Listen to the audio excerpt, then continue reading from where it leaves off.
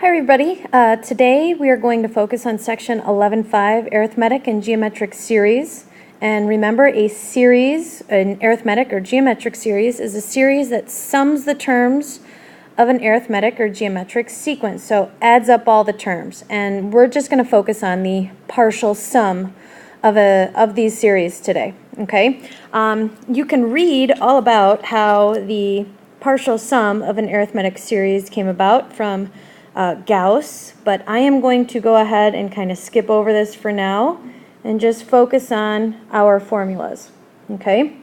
So to find the partial sum of an arithmetic series, we are going to focus on this formula, S sub n. So there's a new symbol for us, okay, representing the sum of the first n terms, is equal to n times the quantity t1 plus tn over 2, or the more familiar route we can take is looking at it here. S sub n is equal to n over 2 times the sum of the first and the last terms. Okay, so the only new symbol here is this S sub n, which represents the sum of the first n terms. Okay, you've seen all the other symbols. They represent the same thing as they did before. N is the number of terms, T1 is the value of the first term, T sub n is the value of the nth term, and there we have it. Okay, now if we do not know the value of that last term, that T sub n, we could go ahead and replace that T sub n with the formula we talked about with arithmetic sequences, okay? And so we're just substituting that in for the T sub n, and then we simplify it. So S sub n is equal to this quantity here. And you really only use that when you do not know what T sub n is, but you do know what your common difference D is. Okay? So let's go and start our first example here. Okay? We are now going to find the sum from k equals 1 to 70 of 4 plus 3 times the quantity k minus 1. And you should be able to recognize that this is an arithmetic series. Okay? This should look like, right here, the formula to find T sub n of an arithmetic sequence, okay, where we can then kind of pick apart the different pieces, all right? So another way of saying this is we want to find the sum of the first 70 terms of this series, okay? So let's just kind of list some things out, all right? Let's find what T sub n is equal, or sorry, T sub 1 is equal to, all right? Well, how would we do that? Well, if we just plug k equals 1 into our formula. So we have 4 plus 3. We substitute the 1 in for k.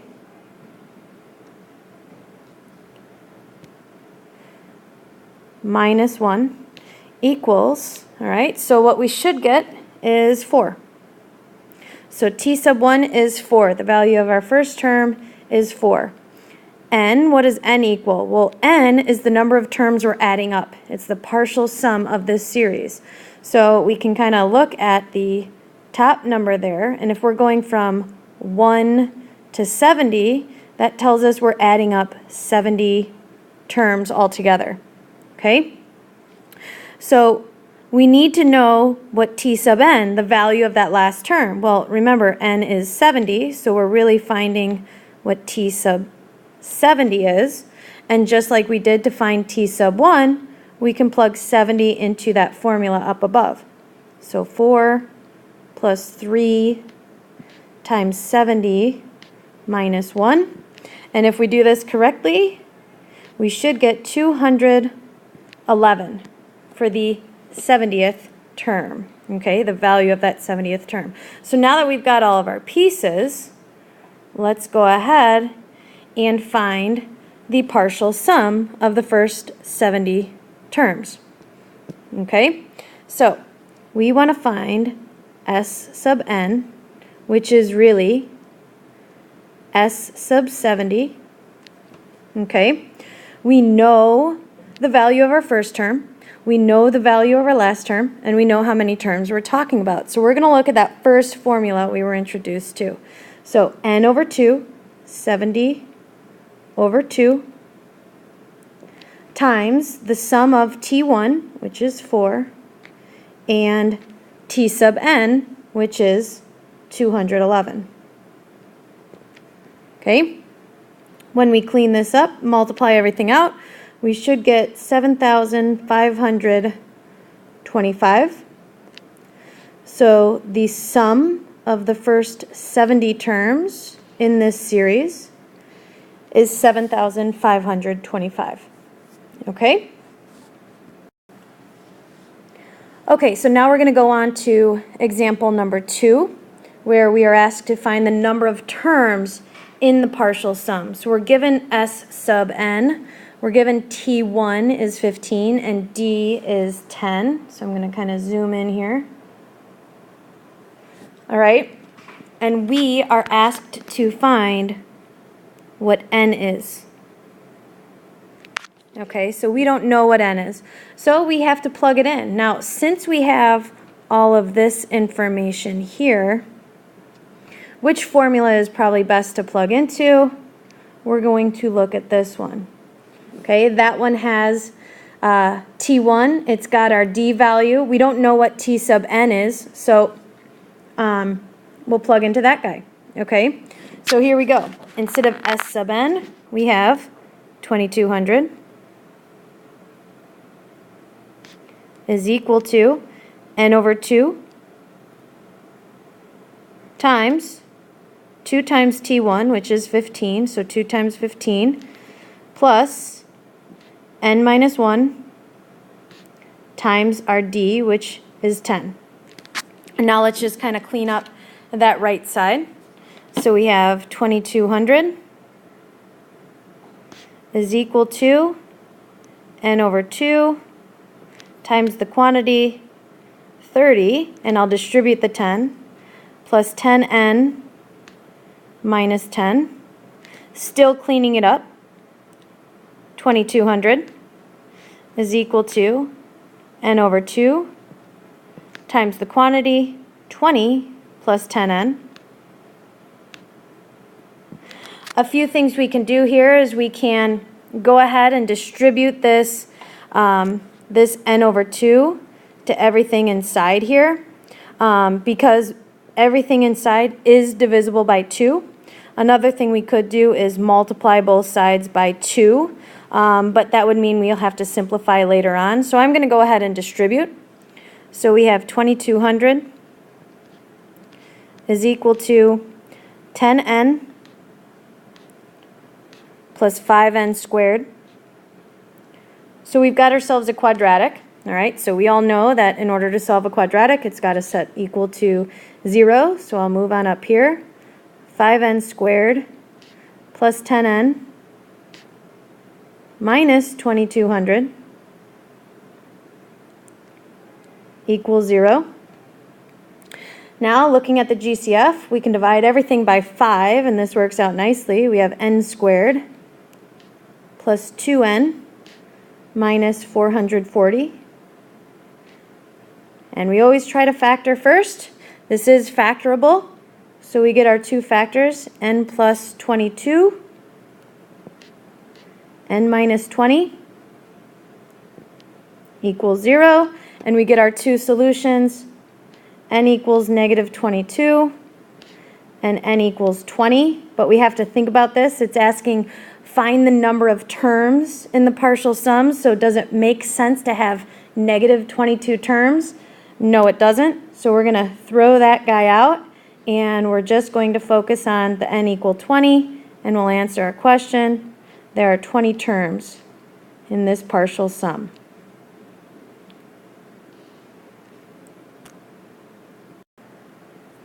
Okay, as we continue on, we're now going to focus on geometric series, the partial sum of a geometric series. Now, all of this information in here kind of walks you through how the formula is generated. I can certainly walk you through that if you have any questions on it, but I'm going to kind of zoom past that for now and just focus on the formula to find the partial sum of a geometric series, and that is right here. Okay, so S sub n is equal to T sub 1 times the quantity 1 minus r to the n over 1 minus r. Okay, the key with these geometric series and the partial sum is you have to watch your order of operations. Okay, so let's go ahead and zoom in on this first example, finding the partial sum of a geometric series. So again, I like to list all the information out. So if T1 equals 6, R equals -2, okay, what does n equal if we're finding S sub 9? Hopefully you recognize that n is equal to 9, and we don't know what S sub 9 is. That's what we're finding. Okay, so here we go, and we're plugging it into our formula up above. So S sub 9 is equal to T sub 1, which is 6, times the quantity 1 minus. Now, I always like to put my r in parentheses because that's going to remind me order of operations. So -2 to the 9th over 1 minus -2. And now we just got to clean things up and be careful. Okay, so I can't stress order of operations enough. All right, so we have 6 times 1 minus, well, what's -2 to the 9th? Hopefully we know that that's -512. All over 1 minus -2 goes to 1 plus 2, so we have a 3 in the denominator there. And then finally cleaning up that inside, that numerator, we have 6 times 1 minus -512 becomes 1 plus 512, so we get 513 over 3. And then multiplying this out, we get our final answer of 1026. So S sub 9, or the sum of the first 9 terms of this geometric series, is 1026. Okay, jumping to the last example here, dealing with partial sums of geometric series. Now we're going to find the number of terms in this partial sum. Okay, so I'm going to zoom in a little bit. We've got our formula up above. This time we're given S sub n, we're given T sub 1, we're given R. We don't know what n is, so that's what we have to find. And so now it's just a matter of plugging and chugging, so we got to be very careful. Here we go. So we've got 23,180.5 is equal to T1, which is 85, times the quantity 1 minus, in parentheses, 1.05 to the nth power, all over 1 minus 1.05. Okay, when we kind of clean up that right side, I am going to go ahead and take 85 and divide it by that quantity. That is okay to do. So when we do that, we end up, our left side is still 23,180.50, or sorry, it should be an 8.58. Let me change that up above. Okay, is equal to, that becomes -1,700 times 1 minus 1.05 to the nth power. Okay, so now we've got an exponential equation. How do we go about solving this? Well, we can divide both sides by -1,700. When we do that, we're going to get -13.6356, and it's going to continue, and that's equal to 1 minus 1.05 to the nth power. Subtracting this 1 right away, That will give us negative 14.6356, and it continues, equals negative 1.05 to the nth power. All right. Dividing both sides by negative 1 will now give us that 14.6356 continued equals 1.05 to the nth power. And as we know with exponential equations, we try to get common bases first. Well, there's no way we're going to get common bases between these two numbers. So it would be beneficial to store this value in your calculator because we will be coming back to it.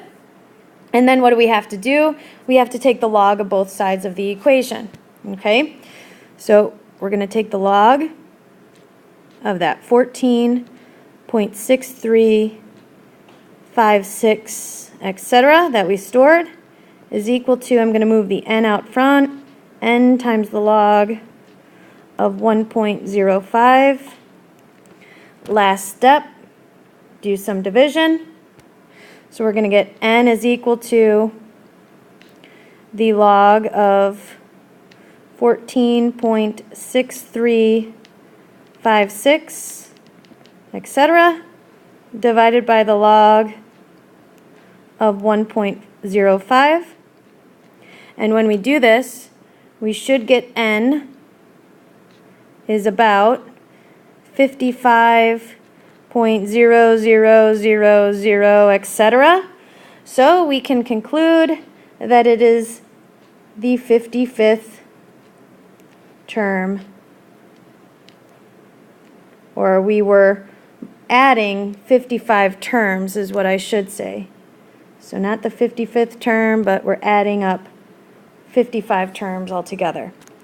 Okay, the homework is now day 4, not day 3. It's day 4. You should have that finished for Monday. Okay, have a good night. Bye.